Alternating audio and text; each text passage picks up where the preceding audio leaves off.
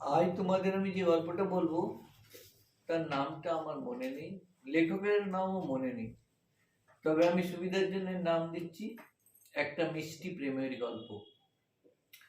একটি ছেলে ছিল, সে সরকারি চাকরি করত, ভালো চাকরি করত। সে আর তার বিধবা মা থাকতো। মা ছেলের বিয়ের জন্য চেষ্টা করছিল। ছেলেটির একটি বন্ধু ছিল, সে মাঝে মাঝে আসতো। মা যাকে পারতো তাকেই বলতো ছেলের জন্য ভালো একটি মেয়ে দেখে দিতে। একদিন বন্ধুটা এসেছিল, ওকে বলল, বাবা আমার ছেলের জন্য একটা মেয়ে দেখো না ভালো। তোমাদের জানাশোনা আছে, গ্রামে কোনো ভালো মেয়ে নেই? তোমাদের ছেলেটি, ওই বন্ধুটি গ্রামে থাকতো। তবে মাসিমা, আমাদের গ্রামে একটা মেয়ে আছে, মেয়েটি শিক্ষিত আছে, দেখতে শুনতেও ভালো। আমার মনে হয় আপনার ছেলে একদম উপযুক্ত হবে। তখন ওর মা বললো, তাই নাকি? তুমি বলনি কেন? যাও যাও, তাহলে তো আমার ছেলেকে নিয়ে দেখিয়ে এসো, তোমরা পছন্দ করলে আমি দিনক্ষণ দেখে নেব। বন্ধুটি বলল, ঠিক আছে। ফির ওরা একটা নির্ধারিত দিনে ওর ছেলেটি আর বন্ধুটি ওদের গ্রামের দিকে গেল।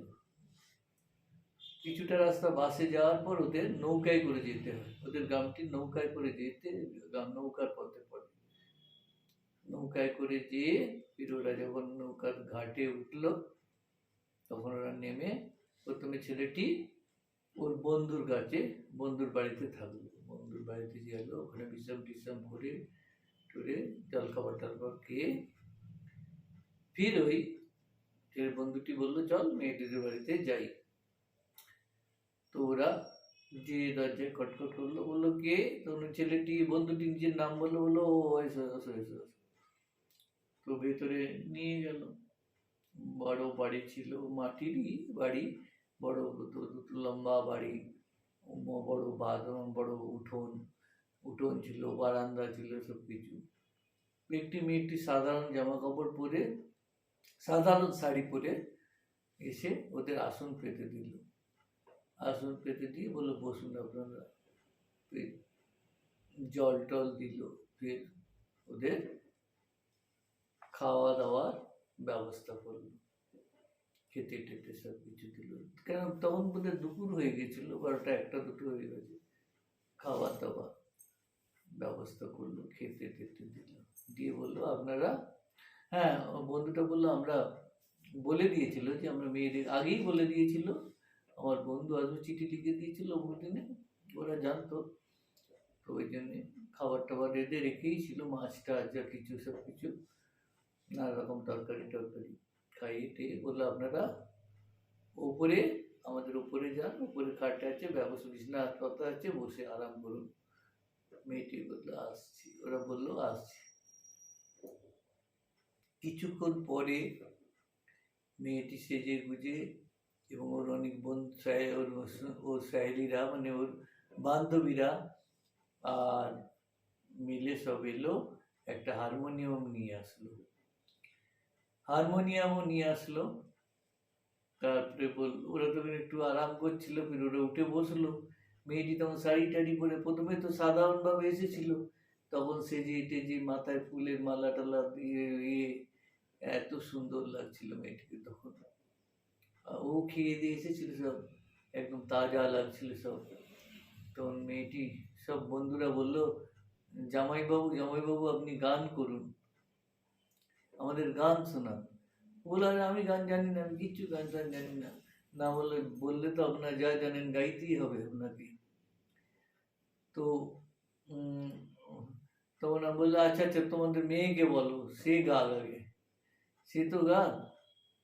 তখন বললো, না না জামাইবাবু আপনি আগে বলুন। তখন জামাইবাবু বললো, দেখো আমি যেমন পারি আমি গাইছি, আমি গানে আমি মেয়েটিকে প্রশ্ন করব গান গেয়ে, মেয়েটিকে কিন্তু তার উত্তর দিতে হবে গান দিয়ে। তাই হলো, ছেলেটি রবীন্দ্রসঙ্গীত দিয়ে মেয়েটিকে প্রশ্ন করতে লাগলো। মেয়েটি রবীন্দ্রসঙ্গীত দিয়ে অদ্ভুতভাবে তার উত্তর দিতে লাগলো। একটার পর একটি ছেলেটি গান গেয়ে, রবীন্দ্রসঙ্গীত গিয়ে মেয়েটিকে প্রশ্ন করছিল, এবং মেয়েটি তার উপযুক্ত গান দিয়ে দিয়ে তার উত্তর দিতে লাগলো। ছেলেটি একদম মুগ্ধ হয়ে গেল, একদম হতচকিত হয়ে গেল। কিছু পর গান টান সব কিছু শেষ হয়ে যাবার পর ছেলেটি অভিভূত, মেয়েটিও অভিভূত, দুজনে দুজনের প্রতি একদম অনুরক্ত হয়ে গেছে। এই ছেলেটি ওদের বলে যায় আমাদের পছন্দ হয়েছিল। হ্যাঁ, সেদিন ওই বাড়িতে আর কোনো ব্যাটা ছেলে ছিল না, কেন ওদের বাবা কাকারা সব কাজে গিয়েছিল। ওর মা ওরা সব ছিল, কিন্তু ওরা সব আড়ালেই ছিল। বন্ধুটা ওদের হ্যাঁ বলে চলে গিয়েছিল। বলে তো ওর মা বাবারা বললো যে ওর বাবা মা আসলে আমরা পরে খবর পাঠাবো। ফির ছেলেটি চলে আসে। ছেলেটির মনের মধ্যে ওই মেয়েটির মুখটা একদম ভেসে থাকে, আর ওর ছবি, ওর ওই গানের উত্তর একদম জল করতে ভেসে থাকে। মেয়েটিও খুব অনুরক্ত হয়েছিল ছেলেটির গানের ব্যবহারে। কিছুদিন পর তাদের কোষ্ঠী মিলিয়েছিল, বা কোষ্ঠী যাকে বলে জনমপত্রী হিন্দিতে, সেটা মেলানোর পর দেখা যায় যে ওদের কোষ্ঠী মিলছে না। না মেলার ফলে ওর বাবা মা এই বিয়েটা না করে দিয়েছিল, বলে না গোষ্ঠী মিলছে না, এ বিয়ে হতে পারে না। পুরোনো ধরনের লোক, ওরা কুষ্টি টুষ্টি মিলিয়ে। যাই হোক, ছেলেটার মনে খুব ধাক্কা লাগলো যে বিয়েটা হলো না। এত ভালো মেয়ে, এত সুন্দর পছন্দ, কি করা যাবে? মেয়ের বাবারাই না করে দিয়েছে, বললো না এটা আমরা হতে পারে না, মেয়ের পুষ্টি মেলেনি ছেলের সঙ্গে। কিছুদিন পরে ছেলেটি বিয়ে করে নেয়। বিয়ে করে নেয়, কিন্তু ওর সেরকম বউকে সেরকম ও ভালোবাসতে পারেনি, কেন ওর মনের মধ্যে ওই মেয়েটি বসেছিল। কেবলমাত্র ফর্মালিটিজ করে সংসার করে যেতে লাগলো, চাকরি আর সংসার, না বউয়ের প্রতি কোনো অনুরাগ, না কিছু। এইভাবে দিন কাটতে লাগলো। ফির ওদের একটি ছেলে হলো। লোকটি কেবল অফিসের কাজ করে, নিজের কর্তব্য পালন করে, বাস। যার জীবনে কোনো আনন্দ না কিছু, বাস শুধু রুটিন লাইফ পালন করে যায়। ধীরে ধীরে ধীরে ছেলে বড় হয়ে যায়, যুবক হয়, চাকরি পায়, এবং ছেলের বিয়েও হয়ে যায় সময় মতো। ছেলের বিয়ে হয়ে যায়, ছেলেরও একটি ছেলে হয়, নাতি। নাতি হওয়ার পর কিছুদিন পর ওই লোকটির স্ত্রীর মৃত্যু হয়। লোকটি ততদিনে রিটায়ার হয়ে যায় এবং অনেক পয়সা পায়। সে দুতলা বাড়ি বানিয়েছিল, খুব ভালো, এবং নিজে ওপরের একটি ঘরে লাইব্রেরি বানিয়ে থাকতো। সে লাইব্রেরিতে বই পড়তো আর নাতিকে নিয়ে সময় কাটাতো। নাতির সঙ্গে যত, শুধু তার নাতির সঙ্গেই তার বাপ ছিল। বউয়ের সঙ্গে বেশি কথাবার্তা বলতো না, ছেলে অফিসে কাজে চলে যেত। এইভাবে দিন কাটছিল। এদিকে ধীরে ধীরে লোকটার অনেক রোগ দেখা দেয়, বিপি হয়, হার্টের প্রবলেম এসে যায়। ফির কি হলো, ওর খাসিও হয়, খুব খাসি রোগ হয়েছিল। তখন কি করলো, পুত্রবধূটি তার নাতিটাকে বললো তুমি আর যাবে না দাদুর কাছে, দাদুর খাসি, ছোঁয়াচে রোগ, তোমারও খাসি হয়ে যাবে। তো সে ছেলেটিকে আর আসতে দিত না। লোকটি সারাদিন একে খাসছে, আর তারপরে কেউ ওর কাছে আসে না। আর নাতিটাকেও আটকে দিয়েছে। ওর যা মেন আকর্ষণ ছিল সংসারে, ওই নাতিটুকু, তাকেও সরিয়ে দিয়েছে। তারপরে লোকটার মনটা ভেঙে গেল। হঠাৎ একদিন সে কি করলো, একটি বৃদ্ধাশ্রমে যে সে ভর্তি হয়ে গেল। এদিকে সেটা সামান টামান বেঁধে নিয়ে বৃদ্ধাশ্রমে চলে গেল। এদিকে তার ছেলে সব যখন শুনলো বাবা চলে গেছে, তারা এসে গেল ছুটে, যে বাবা এ কি করলে তুমি, শুধু শুধু তুমি এখানে চলে এলে কেন হঠাৎ? বললো দেখো, আমি দুতলা বাড়ি তোমাদের করে দিয়েছি, আমার জমা পয়সা টাকা সব তোমাদের আমি দিয়ে এসেছি, শুধু আমার পেনশনের টাকাটা নিয়ে আমি এইখানে বৃদ্ধাশ্রমে এসেছি। আমাকে আর তোমরা জ্বালাতে এসো না, আমাকে শান্তিতে শেষ জীবনটা এখানে কাটাতে দাও, এখানে এসে নাটক করো না। স্পষ্ট কথা, তোমরা তোমাদের মতো সুখে থাকো। বাধ্য হয়ে ছেলেটি বাপস চলে যায়, ফিরে যায়। এদিকে যেদিন ও ভর্তি হয় ওই দিনই একটি বিধবা মেয়ে ছিলে, বিধবা একটু মোটা সোটা ফর্সা, সে সে ওকে নিয়ে যায়, নিয়ে একটা হলে বসায়। ওখানে টিভি চলছিল, রাত্রির দিকেই বোধহয় এসেছিল, ভর্তি হয়েছিল। তো ওখানে এসে এক ব্যাচ খেতে বসেছিল, যারা লাস্টের দিকে খায় তারা টিভি দেখছিল বসে বসে হলে। তো ওই বউটি বললো যে আপনি আমার সঙ্গে, আমরা একসঙ্গে খাবো, বসে গল্প টল্প করছিল বউটি। এদিকে বউটি কি করেছিল, ওই লোকটি ভর্তি হওয়ার পরই ও রেজিস্টারের নাম দেখে নিয়েছিল, নাম বোধহয় সমরেশ চৌধুরী এরকম কিছু ছিল। তো মেয়েটার মনে একটু সন্দেহ যায়, কেন যে ওকে দেখতে এসেছিল প্রথমবার তার নামও সমরেশ চৌধুরী ছিল, এবং চেহারাটা অনেকটা সেই রকমই আছে বলে মেয়েটি কিন্তু ওকে চিনতে পেরেছিল, কিন্তু কিছু বলেনি। ফির সব ব্যাচ খতম হয়ে যাওয়ার পর ওরা খায়, মেয়েটির সঙ্গেই সাথ দেয়, খায় দেয়। ওই হোস্টেলে কি ছিল, ওই বৃদ্ধাশ্রমে মেয়েরা উপরের তলায় থাকতো, ছেলেরা নিচে থাকতো। ওই ভদ্রলোক যে ঘরে ছিল ও ঘরে আরেকটি রুমমেট ছিল, তার সঙ্গে ওরা দুজনে থাকতে লাগলো। এদিকে এইভাবে মেয়েটি প্রতিদিনই সকাল সন্ধ্যে মেয়েটার লোকটাকে সাথ দিত, কোম্পানি দিত। লোকটার ভালোই লাগতো, চলো কেউ তো সাথ দিত। আচ্ছা, রুমমেটের সঙ্গে কথা বলতো, এদিকে সকালবেলা খবর কাগজ পড়তো, টিভিতে সমাচার দেখতো, এইভাবে ওদের কাটতো। একদিন লোকটি কি করলো, ওই মেয়েটিকে বললো আজ আমাকে ওষুধ আনতে, আমার চেক আপ আছে, আমার ডাক্তারের কাছে, আমার ফ্যামিলি ডাক্তার আছে, আমি ওষুধ আনতে যাবো। তো মেয়েটি বললো চলুন আমিও আপনার সঙ্গে যাচ্ছি। বললো তুমি কেন যাবে, এটা তো দূরে। বললো চলুন না, আমিও বেড়ার হবে। তো যাই হোক, লোকটি নিয়ে গেল মেয়েটিকে, নিয়ে গিয়ে ডাক্তার চেক আপ করলো, ওষুধ দিল। হঠাৎ লোকটি বললো এর একটু বিপি বা সুগার মেপে দেখুন দেখি ডাক্তারবাবু। তো ডাক্তার চেক করে বললো একটু এর সুগার লো আছে, একে এইসব জিনিস খেতে হবে। তো তো বললো যে তুমি আপনি এইসব জিনিস খাবেন? এসে বললো হ্যাঁ হ্যাঁ হ্যাঁ খাবো করে। ফির ওরা এসে যায়, ঘরে এসে যায়। তারপরে কি হলো, একদিন বিকেলবেলা মেয়েটি ওরও যে একটি রুমমেট ছিল, তারা দুজনে পার্কে গিয়েছিল। এমনিতে পার্কে বসেছিল, তো ওইখানে পার্কের পাশে একটি মেয়ে বসে বসে ওর দিকে দেখে আর কি, হ্যাঁ ওর রুমমেটটি কিছুক্ষণ বসে বলে আমি একটু আসছি, তুই বস এখানে, বলে ও চলে যায়। ও একাই বসেছিল, মেয়েটির নাম ছিল লাবণ্য। লাবণ্য একাই বসেছিল বেঞ্চিতে। তো একটি মেয়ে ওকে দেখছে আর কি একটা আঁকছিল।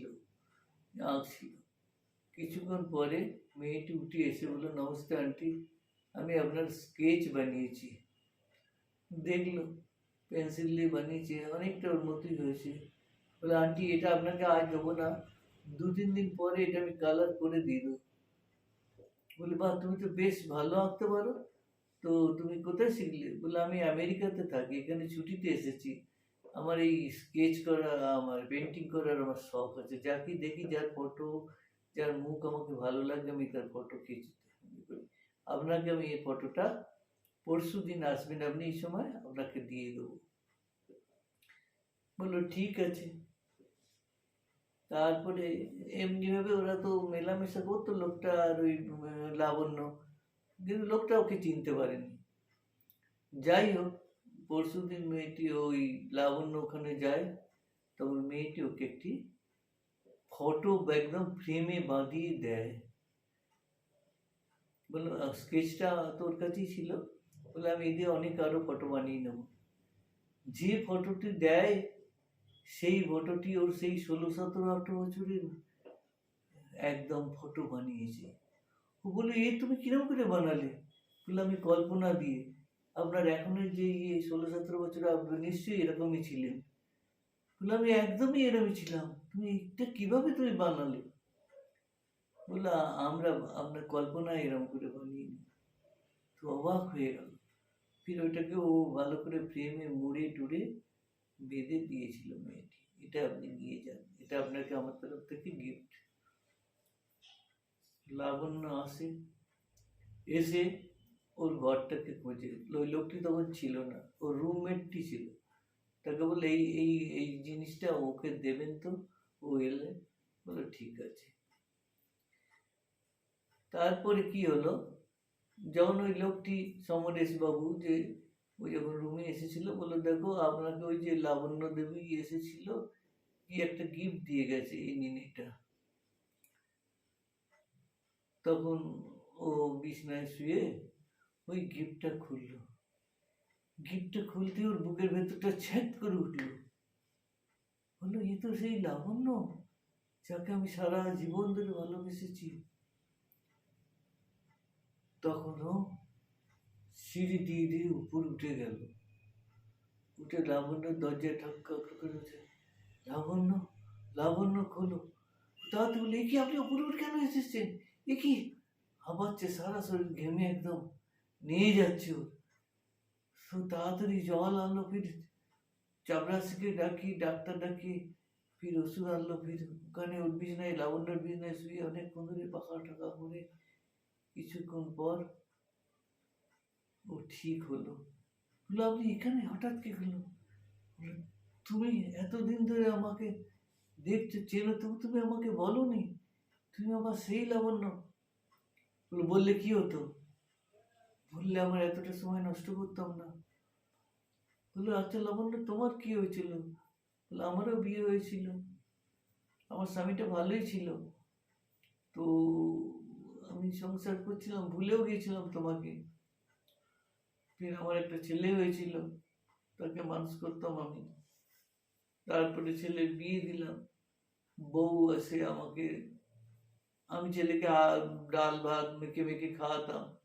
বৌদিকে ঘৃণা করতে বললো আপনি আপনার ছেলেকে মানুষ করেননি, এখন কি বাচ্চা বানিয়ে রেখে দিয়েছেন, ছাড়ুন ওই সব।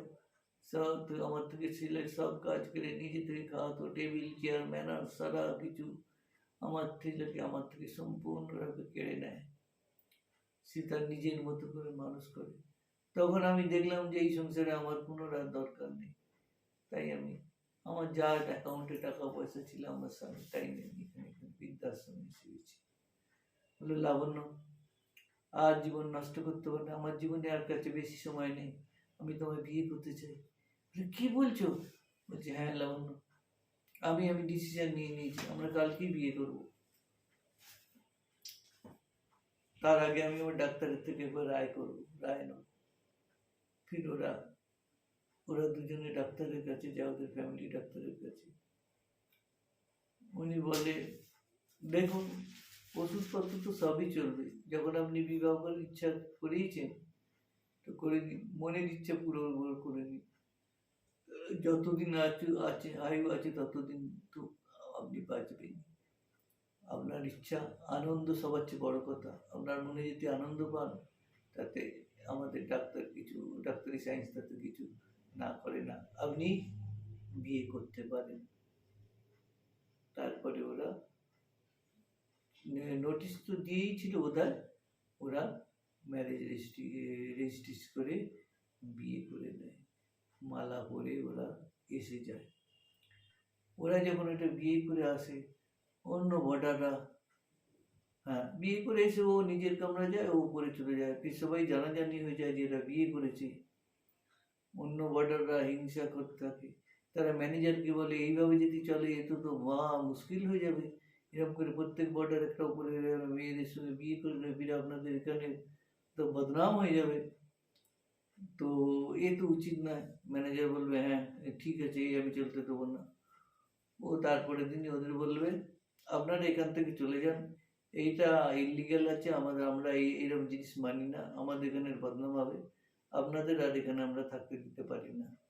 বললো ঠিক আছে আর একটা দিন আমাকে থাকতে, আমি দেখি কোনো ঘর ভাড়া পাই কিনা। তখন আবার ওই ডাক্তারের কাছে যায়, ডাক্তারবাবু আমাকে তো ওরা থাকতে দেবে না, আমাকে একটা ঘর চাই। ডাক্তার বললো দেখো আমার নিচে একটা ঘর আছে, একটা রান্নাঘর আছে, ওটায় দারোয়ান থাকে, দারোয়ানকে আমি অন্য পাশে শিফট করিয়ে দেবো, একটা আর একটা ঘর আছে আমার নিচে, তোমরা দেখো এই ঘরটা থাকতে পারো। বলে হ্যাঁ, লাবণ্য আর ও বললো হ্যাঁ হ্যাঁ আমরা এখানে, আমাদের দুজনের কোনো অসুবিধা হবে না, একটা ঘর তো বেশ বড় আছে, একটু রান্নাঘর আছে, পায়খানা বাথরুম আছে, আমাদের যথেষ্ট, আমরা এখানে থাকতে পারবো। বলে তাহলে থাকুন, থাকো, আমার কোনো আপত্তি নেই, ভাড়া টাড়া যাই হোক তো দিতে হয় দিতেও, না না কই আমার কোনো, ডাক্তারটাও খুব ভালো ছিল, না বললো না আমি ভাড়া দেবো, আমার কোনো তো দিক্কত না, আমি পেনশন পাই, লাবণ্যর টাকা আছে আমি ভাড়া দিয়ে দেবো মাস মাসে, যা আপনার ভাড়া, তো ওরা এখানে থাকতো। 3 বছর ওরা থেকেছিল, খুব সুখে শান্তি ওদের জীবন কেটেছিল। তারপরে একদিন লোকটা মারা যায়, হার্টের রোগ তো ছিলই, মারা যায়। লাবণ্য ওর ওর ছেলেকে ও পুত্রবধূকে খবর দেয়, ছেলে এসে দাও কার সব কিছু করে, সব কিছু করে।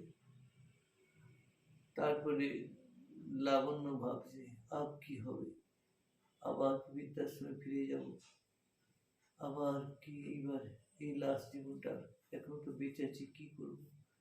এমন সময় একজন মেয়ে ছেলের কণ্ঠস্বর, মা কে, ও দেখে ওই ওর ছেলের বউটা, বললো মা ঘরে ফিরে চলো। কোথায় ঘর, আমার কোথায় ঘর, আমার তো কিচ্ছু নেই। মা কেন, আপনি আমাদের মা, বাবা বাবা আপনাকে বিয়ে করেছে, আপনি আমাদের মা, আপনি আমার ঘরে চলুন। আমি একবার যে ভুল করে বাবাকে দূর করে দিয়েছিলাম, সেই পাপের প্রায়শ্চিত্ত আমি করতে চাই। আমার ছেলে আমার দিকে আর মুখ তুলে তাকায় না, এত ঘৃণা করে। মা আপনি আমার ঘরে চলুন, আপনি আমাদের ঘরের লক্ষ্মী, আপনি আসলে আমার ঘর ভর হয়ে যাবে। আমার ঘর, আমার বাবার ঘর, সেই আলমারি সব ঘর পড়ে আছে, ধুল ঝুঁকছে, কেউ নেই, আপনি এসে ওই ঘরটায় থাকুন। মা আমরা একটা মাকে পাবো, আমরা বাবাকে তো হারিয়েছি, মাকে আর হারাতে চাই না, আপনি কৃপা করে দয়া করে আমাদের ঘরে চলুন। লাবণ্য বলল ঠিক আছে, আমার তো আর কোনো আস্থা নয়, তোমরা যদি আমাকে ভালোবেসে নিয়ে যাও আমি যেতে চাই। ওরা লাবণ্যকে ওদের ঘরে নিয়ে গেল, ওরা প্রত্যেক খুশি। নাতিটাকে বললো দেখো তোমার নতুন মা এসে গেছে, এই তোমার একটা নতুন ঠাকুমা এসে গেছে, নাতিটাও খুশি। আমার গল্পটি এখানে খতম হলো। তোমাদের কেমন লাগলো তোমরা শেয়ার করো, লাইক করো আর সাবস্ক্রাইব করো। ভুল ত্রুটি হলে ক্ষমা করো, গল্পের অনেক কিছুই আমি ভুলে গেছি, নাম লেখকের নাম, তার জন্য তোমরা ক্ষমা করো। ধন্যবাদ।